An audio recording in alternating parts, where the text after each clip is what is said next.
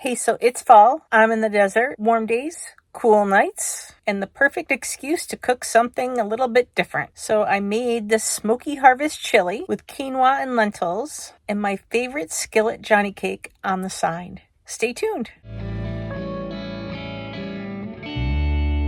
Not too many ingredients: ground cumin, chili powder, smoked paprika, garlic, onion, sweet corn, red quinoa, some water. I'll post all below. Put the quinoa and the lentils together, corn and the black beans together, all the spices together, and then I put onion and garlic together.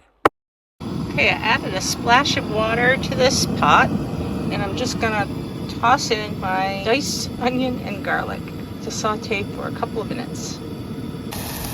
Got some good aromatics going on here, so I think it is time we can add our quinoa and our lentils to this pot.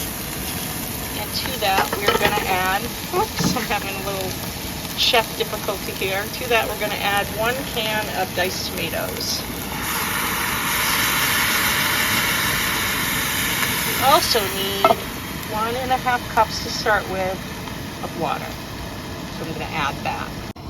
To this, now I put my water in, we're going to add our chili powder, all of our seasonings. Chili powder, cumin, and smoked paprika. We're going to give it a stir, and we're going to cover it and let it set for 15 minutes over low heat. And I got a mess of dishes to clean up while we are cooking. Now I've added the corn and the black beans. I'm going to stir that in, and I'm just going to let everything simmer for another 10 minutes. And in here I have a Johnny cake. I'll share that recipe with you next week. And look at my dinner view. Isn't that spectacular? So here's what my dinner looks like. There's my chili. Oops, sorry about that.